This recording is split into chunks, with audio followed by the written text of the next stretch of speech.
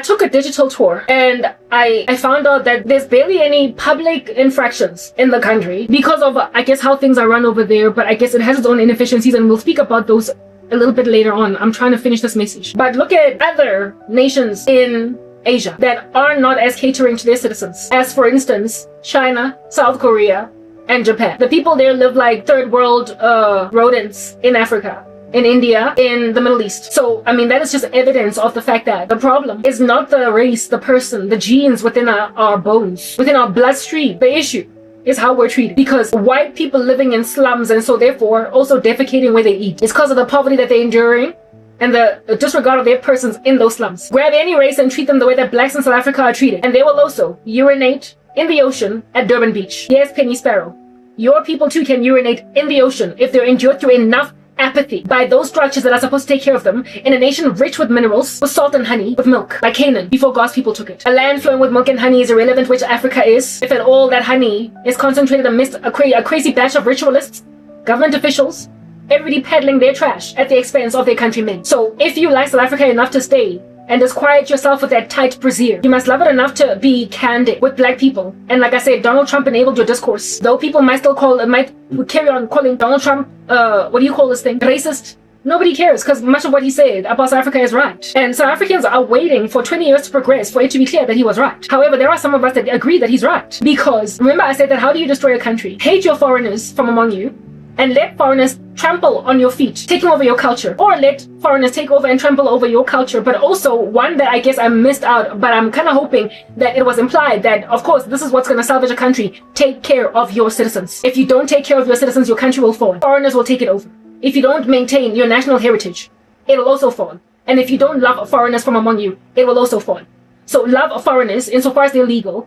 Don't let them trample on your national heritage, and love your citizens. If you can't get these things right, as a nation, you will at some point crash and burn. So therefore, randos over there in South Africa that are taking your children out from all these schools. I don't know how I feel about that. I don't like it. This is the Rainbow Nation, and y'all, white people, are not even leaving. You're sticking around, and yet you think that you can live in a silo in a country that's full of black people. Maybe you accommodate coloreds and Indians, but they also are a minority in comparison to blacks. We will by far always outnumber any other single demographic in this country because we are a black country and we keep on having babies. So you're never ever going to have more than us. So you can never ever isolate yourself from the black issue, the black problem. If you want to stay here because you have proven that you want to stay with your tight brassiere and the double boob and everything, if you want to stay, baby, you got to fix it. You got to make it habitable. You got to make it feasible. It's not like in the beginning of apartheid, not beginning of apartheid, but in the beginning of the end of apartheid and the beginning of the new democracy, the new South Africa.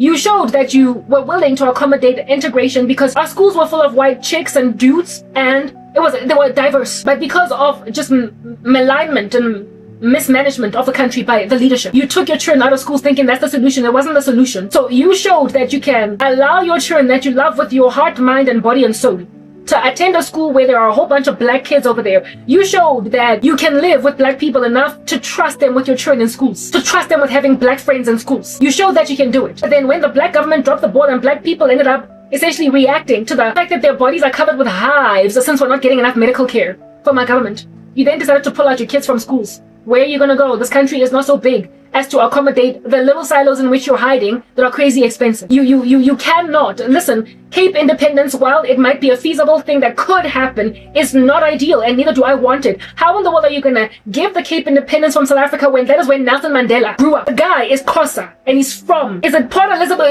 He's from the Xhosa regions that are full of ocean and beach. I don't know where exactly he's from, but I know that he's from there. You can't separate the country from the Cape and make it independent without severing quite a heavy, haughty, significant. Again, if you destroy your nation's heritage, you in yourself can just basically start counting down goodbye to your nation. If you get rid of national identity, which Nelson Mandela is pivotal to, I don't think he was the best of men. I'm not a big fan. But there is no defining South Africa without Mandela and people like him. And some of them,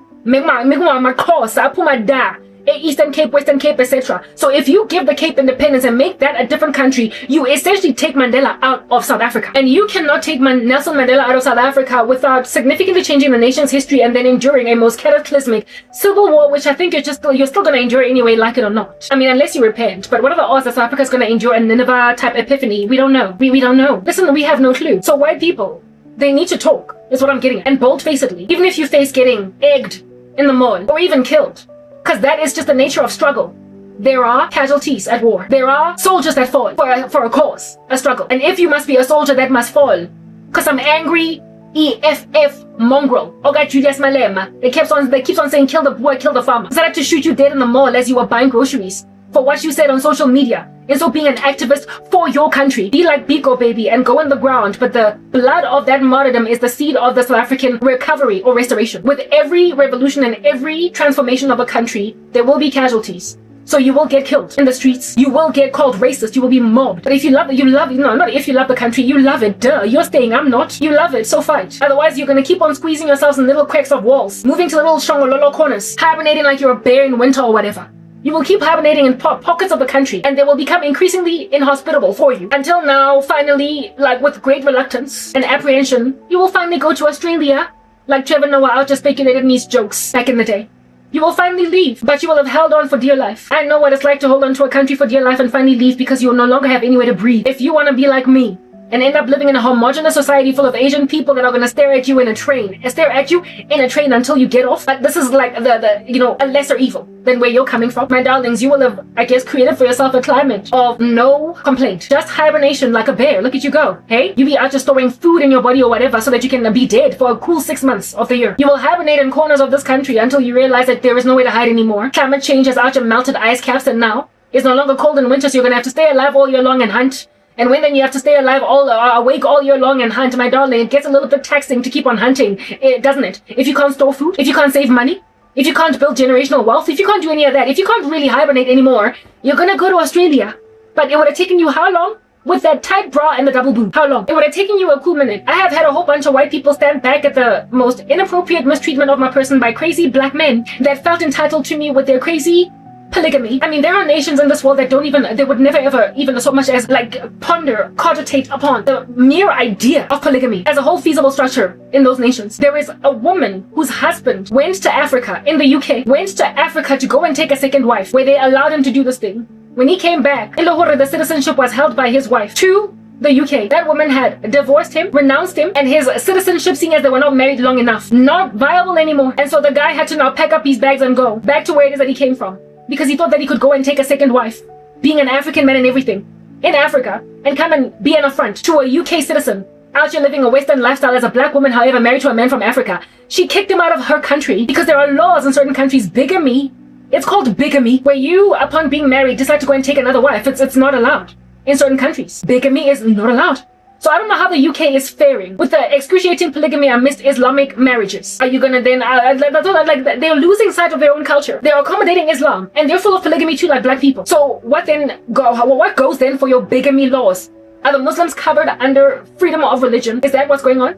And also you've got brazen audacity there in the United Kingdom to come up with laws covering only Muslims while all other religions don't get that same coverage, whereas you are originally a Christian country. So I wonder what's going on with your bigamy laws. But the lady in the UK out here kicks that bugger to the curb for taking a second wife. The only way that you can protect women like me from crazy polygamists, I mean, the way that this nation is so bizarre. There is a show on Netflix at present that was advertised on YouTube called The Polygamist. Only in a nation where that stuff is allowed are you going to have a television show with that kind of bizarre title being a thing for us to consume as entertainment, and so therefore us be nicely influenced by it. If you want to get rid of polygamy, if you want to get rid of abuse against black women in the country, you will advocate against polygamy, because I'm telling you right now, 8 out of 10 black women hate it. So you've already got that majority in your pocket. Coloreds won't stand for it. Muslims in this country are gentrified enough to not still be out here doing that. Muslims in this country, or Indians in this country, are too gentrified to go out like that, and they tend to have only one wife. They're westernized, and barely ever are Indians in this country still getting arranged marriage. You only find that where they come from, India. But the ones that have been gentrified by living in South Africa all their lives take one wife, and even then it's the girl that they've loved from youth, or the one that they met last week and they fell in love. They are entering into love marriages. So even the Indians, I would go so far as to say most of the men over there and most of the women over there would also be against polygamy. This here polygamous thing is such a gnarly disease, held fast to by only a small percentage of people who, however, unfortunately run us all, that a couple of years ago I found out from a video of one woman in this country who is quite a lofty woman. She's quite hefty. I don't know what she does exactly, but I think she is within the legal profession. And she was lamenting at some, it looked like a round table, like some kind of a symposium, or maybe some lamentation space where she was complaining at this particular place that why under heaven are you trying to infiltrate customary polygamy in the customary law system? Not customary, but common. In other words, they wanted to give married men under the common law permission to marry a second wife in the common law because of the onerous amount of tax that one has to endure to take a second wife under customary law. Should they make a decision to do that, they wanted to give black men leg room to puzzle their wives with whom they're married in the common law with, I want to refile now for a wife, oh lerato, and have the guy not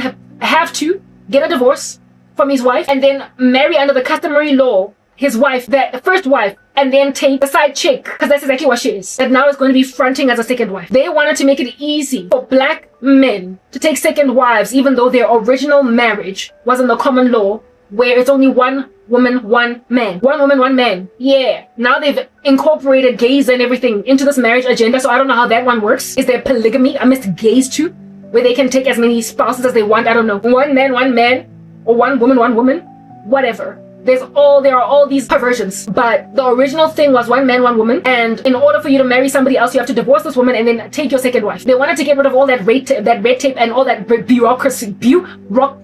They wanted to just cut that middleman out and say, men, you're getting married in the common law, we understand. But should you and your wife agree? And again, they say you and your wife because this is biased against women. Because ain't no woman married to a man in the common law gonna be out here gladly allowing herself to have some side chick just disrespect her and come into the picture. So while that particular tabled legislation might say, should you and your wife agree that you are happy to bring on board a second wife, you don't have to divorce under the common law and go through that whole rigorous divorce procedure. It's so taxing. And then only marry under the customary law your wife again, your first wife again, and then this time around you can take as many extra wives as you want. They just wanted to make it easy for even men that were married in the common law to disrespect their wives with, I want a second wife. That is the direction that this country is taking. And now, if at all they're going to out here mar our sacred institutions like that one of marriage between one man, one woman, covered and protected by the law, if they want to mar it with all their polygamy, acting like the descendants of Cain, they're not only coming at black women, don't you see? They're coming at the rest of y'all and your ethos and what you stand on what values you all stand on as South Africans. Oh, so it means that all of our husbands can just decide to disrespect wives and say, I want Carrie now, I want Samantha now. Oh, Rachel, just deal. Oh, Priya, I now want Amala. Just deal. Every woman in this country of all races, even though they are not partaking in the barbaric culture of polygamy of the black people, will be subjugated to the tyranny of its potential implications, even on them. It's coming at Indian women, colored women, blacks, everybody. And it is also disregarding the spiritual convictions of Christians in this country, or any other religion, if that's their model of marriage. And it is also disregarding our values of family in this nation, in a country that is the worst one to live in as women. It's full of gender-based violence. It's rife with STDs, HIV, gonorrhea, the clap, syphilis, whatever. So, I mean, a man that's just going to be given leg room by the government to just take whatever wife you want, what new wife want. When are we ever going to conquer the epidemic of HIV in the country? The pandemic now. When? Of just STDs doing their rounds in the country. Dispensing expensive ARVs, even after having our funding cut short. To just about everything and everyone, because everyone is busy contracting the virus, because men are out to taking more than one wife. Remember how in one of my other videos I said that the reason why kids are passing with such low marks in high schools is because they have brought down the pass mark. If you bumped it back up to 50% again, understand they will strive for it. So if you give men leg room to take a second wife, even those that would never have done it will start doing it. Under, however, listen, the common law. Now answer me this then, white people. If you love this country enough to stick around with your double boob in it, how are you not fighting for black women to come up from the incendiary rapacity of some of our black men? Some of our black men that want to make it nice and easy for them to cheat on us and claim that it's a marriage between him and us. How are you going to let the black government do that to us? How are you going to stand back and be like, look at them and all their polygamy? Listen, they're coming at you too. Because you also marry under the common law, don't you? They're coming at you too, white women. Your men are also going to have the potential, the possibility. It's there. They might not exploit it, but it's nonetheless there. So therefore, you're open to this risk. One day, all of a sudden, because the government, our great, crazy, black culture stuffing, monstrous government, is thoroughly thinking that this here is a feasible outcome for us all. How long will it take for your men to strive for the mereness of a reduction in standards? How long? Because we as students in high school strove for the mereness of a 40% pass rate only because the government lowered it. We no longer strove for 50. Even though we could achieve it, we just didn't because, why work harder than we need to? So how long before white men also strive for the mereness of a law that allows for polygamy within the common law? Even your men will cheat on you too at some point. White people understand it's going to happen. Even your men will take second wives and thirds because the nation's law accommodates it. Men are rapacious people. We are born dead in trespasses and sins and innocence that our parents conceive us. There is nothing good under the sun. Our hearts are deceitful above all things and desperately wicked. Therefore, there is no end as to what heinous abominations men can commit if they're given permission to do so. You will remember systematic oppression. There was a law that allowed white people to treat the rest of the country like trash. And did they not majority treat us like trash? They did. But as soon as the law was repealed and a new one was put up, enacted, did they not change their minds? They did. So listen, what you legislate is what you cause on the ground, is what I'm getting at. So the day when they polygamize common law marriages is the day when, look at the bizarre happenstance of white men out here taking 2-3 wives. What the heck is going on? Is this Joseph Smith or what? Are we is South Africa now a Mormon country? Is that what's going on? No, it's not. If you don't want to fight for your countries because you're semi-comfortable in them as segregated white people, what the heck? If you don't fight for black people too, if you don't fight for the rights of black women, you're not fighting for the majority, for the single biggest female demographic in the country. And seeing as we are the majority, your country is going to flop. It's going to fall apart. It's going to lose air like a balloon. It's going to be deflated like a balloon. That's like it's got a slow puncture in it. It's gonna come up shriveled up on the other side looking like a prude and very unseemly, though it has some kind of decent shape before you put air in it. Your nation is gonna be unrecognizable because you thought that you could completely ignore, disregard, leave out on a limb a woman that belongs to that demographic of people that are just so defeatist that they defecate where they eat. Do I defecate where I eat? Look at me living in a different country trying to reach my own country for sense. Because I tried to clean where I eat, but people defecated where I ate until I left and try to make them see that you can't keep doing that. Am I part of the reason why South Africa is suffering?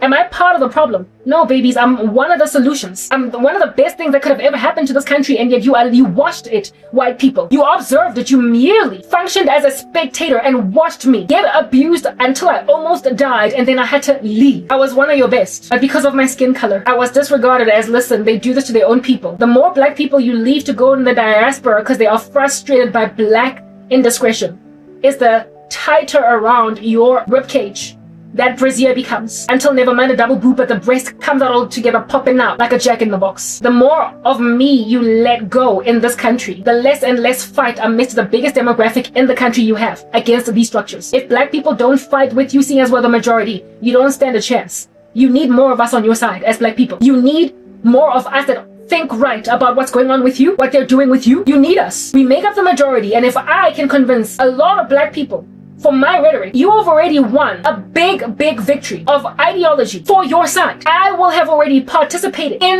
the liberation of your breasts, suffocating in that brassiere. I am the seamstress adding extra material to your tight bra. If I convince my own people to see where your pain is coming from, and you let me move, you let me go, but you love this country so much that you sat around chilling, swimming in a hammock, in a jacuzzi, with your tight bra. Okay. The more women or men like me of the skin tone that you let go, that you leave to walk out of the country, the less support you have, white people, for your cause of being now the new disadvantaged demographic that is being mistreated systematically by your government. We are advocates and protagonists for a movement to set you free from black tyranny against you. And you watched me go. Enough for me to look at you in amazement, baffled, befuddled as to why you're staying. It was so much harder for me to leave because I had nothing. I had to jump through hoops to try and get out. You, however, could maybe just plan it over maybe 6 months to a year and get your passports ready in great leisure and comfort without being as uncomfortable as I was all the way up until I finally succeeded to get out. And yet you don't go. So you show with that you want to stay.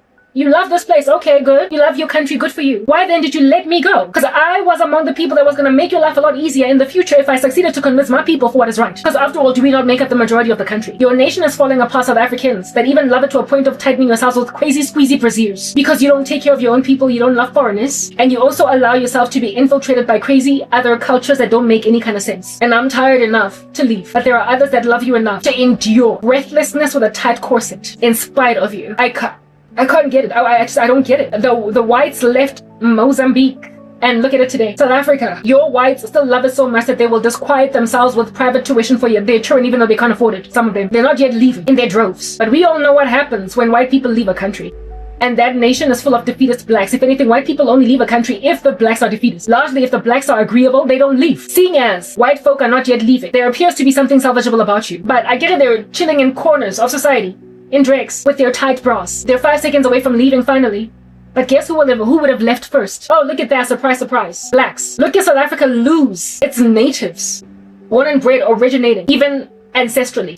Look at South Africa lose ancestral natives. As in, I can trace back my roots all the way back to my most cockified of cocos. Most ancestral of ancestors are from here. I'm one of those blacks that never left, that never got taken up slavery, that were never poached from the country. Been here all this time. 500 years ago, 700 years ago, 1200 years ago, been here all this time. That's my ancestry. I am a native ancestral South African, and I'm leaving. If South Africa loses that kind of thing, that kind of person, what nation do you have left exactly? Somebody please give me an answer. Why do you have left if your ancestral natives leave you too because you suck? We don't know. I don't know. Do you know?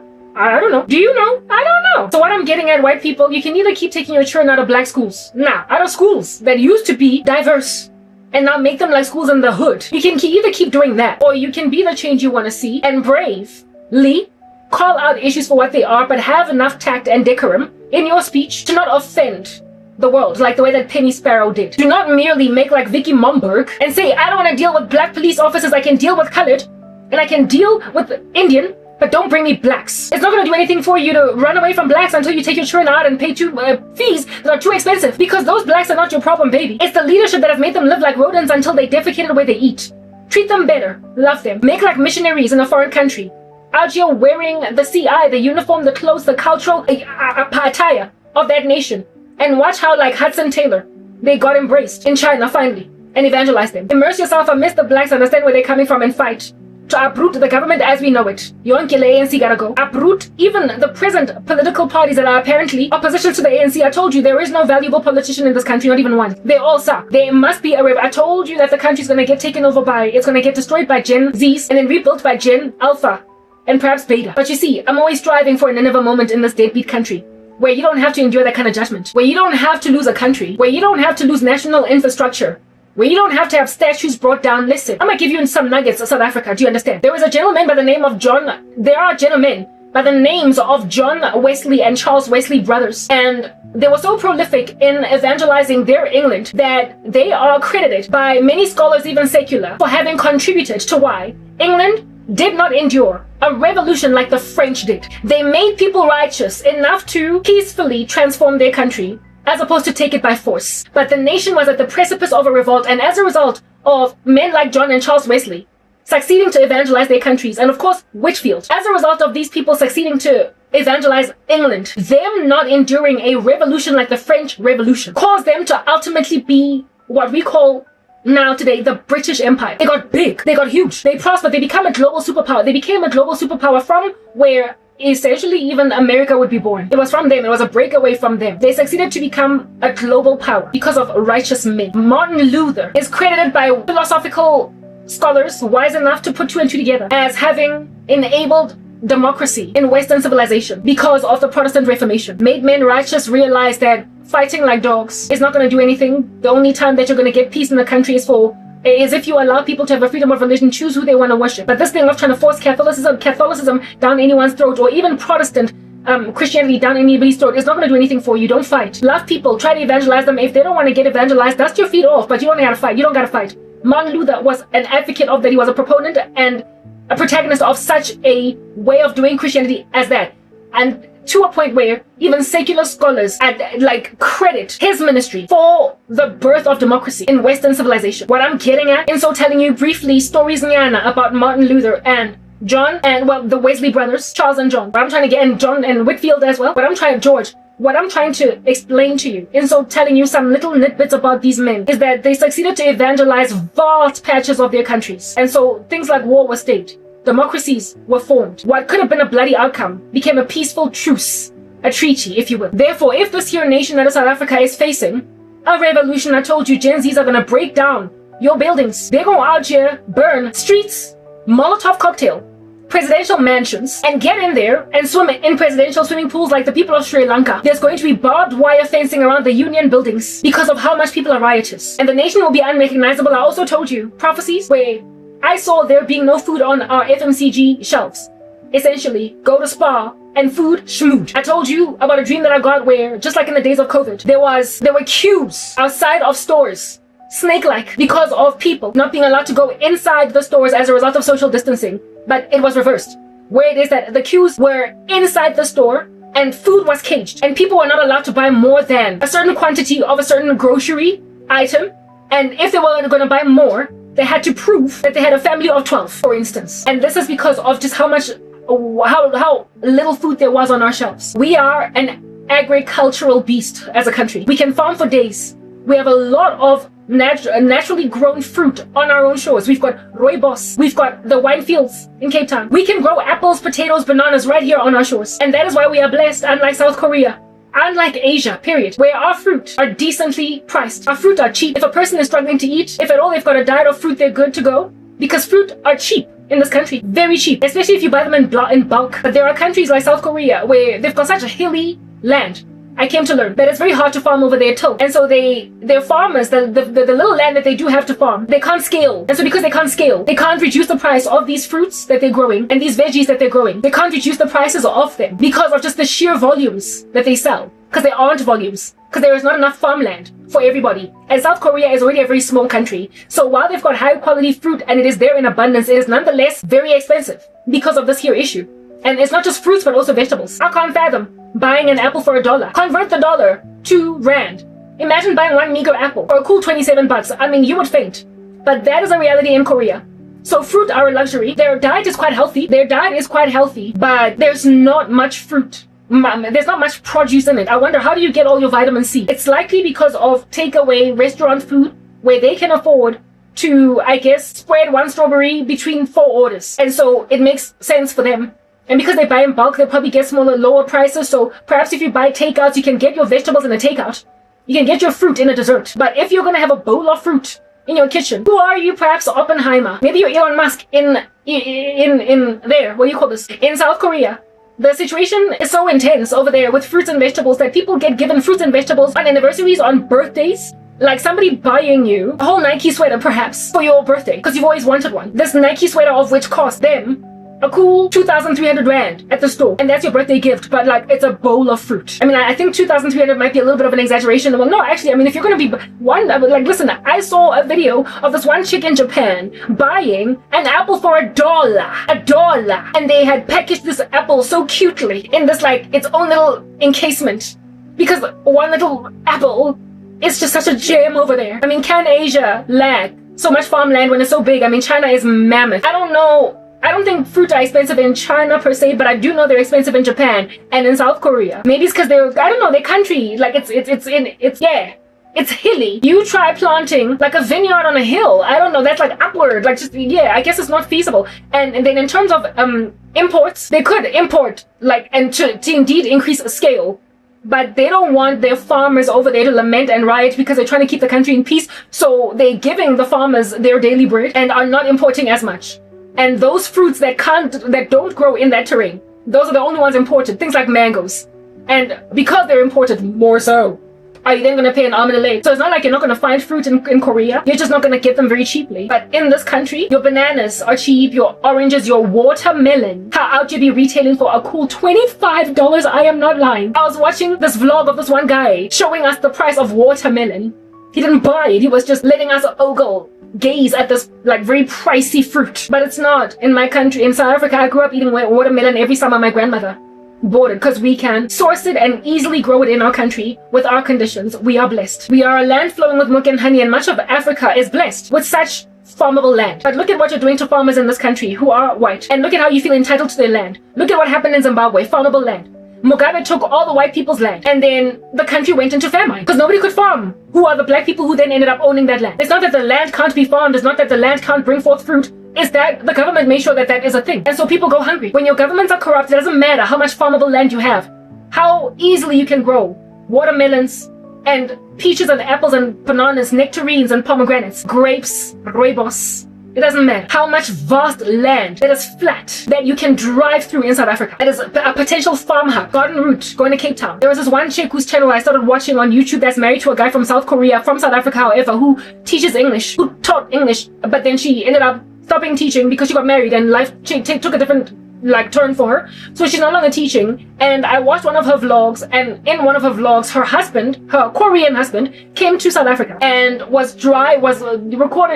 recorded themselves driving through, our landscape. And one of the comments that he made to his wife was, y'all have got so much veldt, so much bush, you've got so much forest. He said that there's so much forest, there's so much flat terrain. He might as well have translated that over to be, you've got so much farmable land. And I remember being like, yeah, we ain't never gonna run out of bananas over here unless there is a famine, unless there is a drought. Sorry. When you can export fruit to Korea, because you have it, when you can sell your fruit cheaply to your people, where one apple is R2.50, not $1. If you're gonna buy one apple, you might buy for R2 or R2.50. And even then, that's a little bit expensive. If you go to downtown Johannesburg, you will find the same apple being sold by street vendors for maybe R1.50. So depending on where you buy it. If you insist on going to Woolworths, maybe you might buy 4 apples for 25 rands.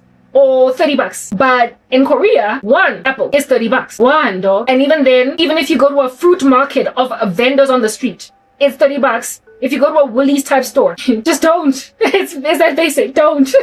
Don't. I won't even ask. Don't go to Woolies. Don't buy fruit at a Woolies type store in Korea. Unless you are Elon Musk.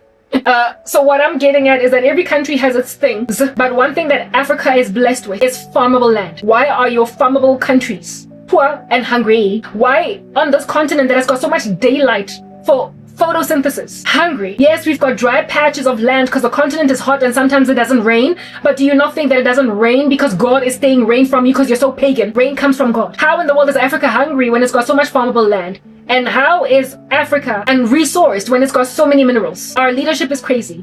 But you see, it is precisely because of all this farmable land, all these rooibos fields, that white folk aren't leaving because they're lucrative. So they're holding on with their tight brassiers to the country because it has potential. But potential is nothing when there are so many barriers to entry, when there are so many inconsistencies is not the right word, but the word that I was looking for over there is inefficiencies. When there are so many inefficiencies, it's pointless. You're never ever gonna win. You can see the potential of winning a jackpot. That's 10 million rand strong. But if you don't put in the right coin in that slot machine at the right time, the casino just won't let you win. Is that basic? So whether or not you can see the potential of winning a 10 million rand jackpot is irrelevant. Bottom line is you won't win for as long as the casino owner or the casino in general won't let a person win unless it is the 2,000th person to play on that slot machine. That's the only one that they're gonna let win. So you gotta hope to be the 2,000th person that is there at the right time because the system is rigged. When you've got a system that so ascertains that only certain people can get wealthy when there is potential for wealth making by everybody and so therefore for the country. When a nation has got systems in place to prevent certain people from making it even though they try really hard. You're living in a dystopia where you can't even guarantee that you're going to be customer number 2,700 at this casino. It's a gamble. You may or may not make it because your government is going to basically determine whether or not you do. And if you're on the receiving end of you don't get to make it, you're going to be a whole gift, an intelligent, genius species, something of a marvel to gaze at like Arabo, and yet nonetheless be unemployed for 12 years entirely. Until you have to live in another country. I am a gem to the country, but they don't care. I'm like an apple that grows on their farms, but is allowed to fall to the ground, wither, and make for maggot food on that ground. I am potential, nourishment for a nation that is letting maggots eat me. And that's why I left. So white folk, unless you fight, of course there are varying degrees of defeatism on the part of Indians and coloreds, but white people, you are the ones on the diametrically opposite extreme. Pertaining treatment by your government. You are the most unfairly treated by our government. While we as black people are the most apparently unfairly benefited by a government that evidently has not favored us, only some of us. So seeing as we are at two opposite extremes, I'm lamenting as a black person that is apparently allegedly at an advantage in this country. They spat me out and let me get eaten by maggots. And you're a white person that can't exactly exploit that slot machine at the casino, though you see its potential. Both of us are at an impasse with a country that won't let people succeed. So, what we gonna do? White folk that think that you can leave black folk in a country that is majority black out on a limb. I don't care anymore what you do because I'm leaving. But I'm only doing this because I guess I care, like Beyonce. I know you don't care too much, but I still care. And that's why I'm talking to you from a foreign country. What are you gonna do? I don't know. Make a decision, okay? But whatever decisions you're making today are not gonna yield any fruit, and all I can be is a voice of reason at the present moment. And then as for Indians, they've got generational wealth everywhere they go. They are to be setting up shop and succeeding. But they've also got a white mindset to a certain extent. In that, listen, go and destroy yourself, but as Indians, we're gonna stick to each other. Congratulations, at least you got family right. But you do live in a country, Indians, you too, where you are still a minority in comparison to the biggest single demographic in the country.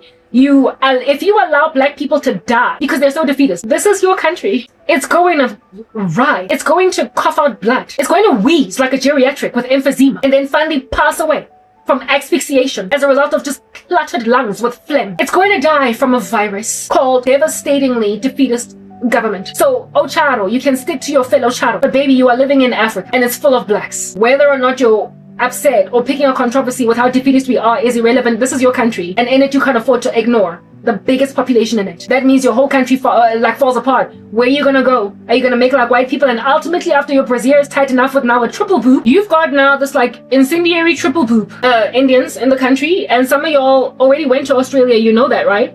You went to Australia. You did. Remember after those lootings in Durban, you went to Australia. So those are y'all that stuck around because you love the country. You need to severely rebuke black people instead of merely just sticking together charter with charter. It's your country and you can't afford to ignore these people because they make up the majority of it. Blacks. You can't ignore us. And those of us that agree that something gotta change, you also can't afford to keep losing us. And you've already lost me. So unless you rebuke black people like a grandmother rebuking a child that has come back home at 7:30 at night after being given a curfew of 5 p.m. dirty like a dustbin from playing in the street. And then instead of, it's bad enough that they came home late, but now because they're so exhausted, bushed from all of their playing, they then decide that they want to go straight to sleep and then hop into newly changed bed linen, parts of which is white, with those grubby paws and claws in the bed. You need to rebuke black people like the way that a decent grandmother with a real Kasi upbringing would take that child out of those blankets, spank the living daylights out of that kid with his body still burning from the spanking, right next to all the mosquitoes that bit him when he was outside, then dunk him in a hot bath full of bubble water that is going to make him itch even more from the mosquitoes and the beating, and scrub him, and as he's busy wiping snot, he's however getting nice and clean, and then make that same child take all that bed linen, put it in the washing machine and change it, and then only sleep. You need to rebuke black people like that Gussie grandmother that's going out here, run a hot, and by hot I don't mean scorching or piping, don't kill a child now, but warm enough to wash their bodies. But y'all know how hot water feels if you've been outside near some mosquitoes. It burns. It burns. Because the part where the mosquitoes then nibbled away at you is still kind of sensitive. So if you dive into a hot bath after a mosquito shower, you will feel that mosquitoes were all up in your grill drinking you whole like some vampires. So put this child in that hot water. And unless you rebuke black people like that kid that is being scrubbed and is made to change their bed linen after they mire it, unless you rebuke black folk like that, unless you rebuke them like that, you will also lose your country. You will also go to Australia. You will at some point either maybe you might even go back to India, get in touch with your roots. But you will leave. I'm already tired. I'm not staying. But people like me, that you, like I said, I'm an ancestral native. People like me that you left to leave, watched go. You will wish you had never done it because we were among the sober voices that got where you all were coming from. Because black people, when they're in their black groupthink, that hive mindset, listen, there's nothing you can do to break it up. When they're out here swarming around like some wasps in the ether, you cannot tell them, listen, it is not sound and savory to carry on like this. They will come at you and call you all different kinds of crazy trash. They will call you racist. They will maintain a wretched disposition about themselves. They will spit in your face. They might even beat you up, maybe kill you, simply because you dare stand up against what they're trying to do. So if you've got a black person that can speak like a horse whisperer, but instead of it being a horse, it's a wasp whisperer. If you can get to a black person that can be a wasp whisperer to a swarm of wasps to calm them down and cause them to see where everybody else is coming from, you don't have anything. We are your bridge to them all. Because black folk can never ever speak out against anything. Black folk will never listen to anyone saying anything unless it's another black person. They're just recalcitrant and stubborn to hear what other people gotta say because they feel so victimized by everybody. Though nobody even sees where that victimization is coming from, especially in a largely homogeneously black society like Africa. Nobody knows why black Africans are so mad at the colonizer when the majority black. They've only ever grown up amidst other black people, but they're still mad at white people. You can't understand why the anger of black people against whites is so rife, especially in Africa. Largely they have not even endured so much racism or segregation, mistreatment, just unfair whatever from in particular the people that they hate. Even when their governments fall apart, they blame it on the colonizer, they blame it on white people, they blame it on what white people did to us before. Black people love to blame everybody else for their issues except for them, even in a homogeneously black society. Nobody can get to any of that other than another black person, because as a white person you're always going to be coming in with that white coat around your body, like some cat fur and not reach them. You're gonna sound like an animal talking, like a cat talking. You're going to sound. You're gonna sound like a neighbor's dog barking, annoying you. Even though for good cause that dog is barking because there is an intrusion in the yard. But to a black person, when you try to rebuke them for indiscretions committed by blacks, as a non-black, you sound like a barking dog of the neighbor. You're just irritated. They just get irritated, annoyed, don't understand why you don't just shut up. When, like I said, there is an intruder in the yard. There is good cause for this dog to bark, but nobody cares because you're loud. Neighbors don't care because you're loud. Neighbors don't care because you're loud. That's how black people receive stimuli coming from whites and Indians, especially whites. Coloreds might have it a little bit easier with black people because portions of them kind of feel black too to black people, but non-whites, like Indians and whites, when they try to talk to black people about what's going on with us,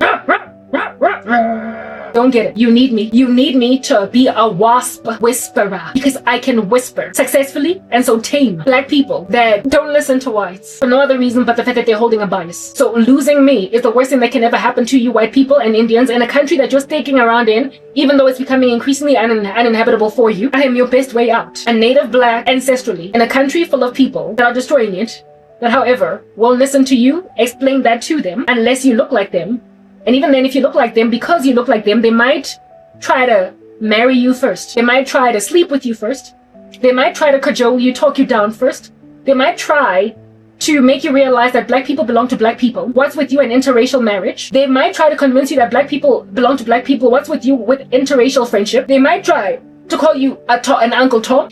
They might try to essentially label you all different kinds of sobriquets and epithets until you lament on a rooftop, cry for so long, annoyed by their sexual harassment and inappropriate response to your very serious matters, that you eventually took your bags and left while they were busy trying to holler at you, while they were busy trying to hook you up with a job through sex, while they were busy trying to completely disregard that you have a very important thing to say, but you just so happen to be at least sexy as you're talking about things that I don't agree with. They'll be a lot gentler with me, however very inappropriate, until I get so annoyed that I will leave to another country and then try again. So if the only black whisperers, essentially, are black, maybe colored, you can't afford to ignore black people when they've got the same issues as you. We live in a majority black country. You need black whisperers. You need wasp whisperers that are operating in a group think. And as one of the wasp whisperers, I'm leaving because I'm tired of the fact that black people think that when you speak a thing that is relevant to speak, insofar as you've got lady parts, I'll listen to what you have to say. Insofar as you give me a chance, I'll take you out on a date. They just holla. They have, listen, I'm tired. But perhaps if I leave South Africa, I will wasp whisper from a foreign country. And then maybe on that day, just how serious their disregard of my person and my human rights was might cause them to then start listening to me as a wasp whisperer. But I was able to get enough information in for them to frown on themselves for doing what they did to me for all these years. Do you understand what I'm saying? You lost me, South Africa, but maybe I can wasp whisper from another country. But white people, you're not going to get this country. I can't say back because according to black people, you've never had it. You're not going to succeed to be awarded respect as you need for as long as you don't allow yourselves to get uncomfortable. And so speaking out against certain things and calling a spade because how long are black people going to call the race card every time you complain against them? Call a spade a spade. And the same thing is also true with Indians and perhaps coloreds. Call a spade a spade. Because absent of you doing that, there will not be enough black people sobering up, enough for there to be a fighting chance for a country to overwhelm this crazy government that just won't budge. My last video, my exit video in my last ministry, I was out here lamenting against Cyril Ramaphosa after being found wanting with his whole pala pala thing, singing, I'm not going, yeah, Jennifer Hudson in Dreamgirls. I'm telling you, I'm not going. I'm like the brazen audacity to tell South Africans that you're going to love me no matter what. That whole structure must be uprooted. But it will not get uprooted for as long as the ANC is either feared by black people or strangely supported, even though they are the ruin and the rot of the country. You're not going to win black people over by thinking they must also transfer over to the DA because they look at the Democratic Alliance as a white party veiled in a black cloak. They don't trust it. You have to divorce yourselves essentially from politics and just fix the country by any means necessary, rolling up your own sleeves.